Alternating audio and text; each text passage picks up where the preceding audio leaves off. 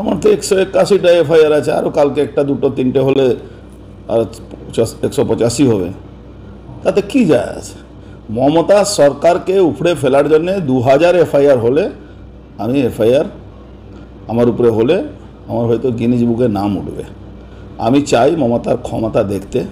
উনি যত এফআইআর করবেন তত মমতা ব্যানার্জির বিরুদ্ধে আমরা লড়াইতে নামব।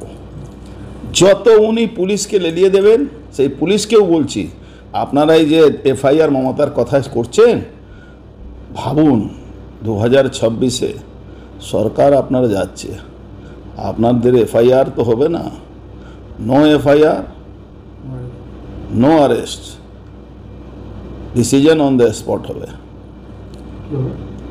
ডিসিশন হবে আপনি ভুলভাল এফআইআর করছেন, আপনাকে যেখানে অনেকে যারা ভাবছেন কি মমতা ব্যানার্জি শুধু কম্পালসারি ওয়েটিং জানেন, আমরাও জানি কম্পালসারি ওয়েটিং। এমন জায়গা পাঠাবো, এমন জায়গায় কম্পালসারি ওয়েটিং করাবো, সে বুঝতে পারবেন। আমি তো বুঝতে পারছি না। মার খেয়েছে আমাদের লোক, হাত ভেঙেছে সাধুদের, মাথা ফাটিয়েছে আমাদের কর্মীদের, আর আমাদের নামে এফআইআর।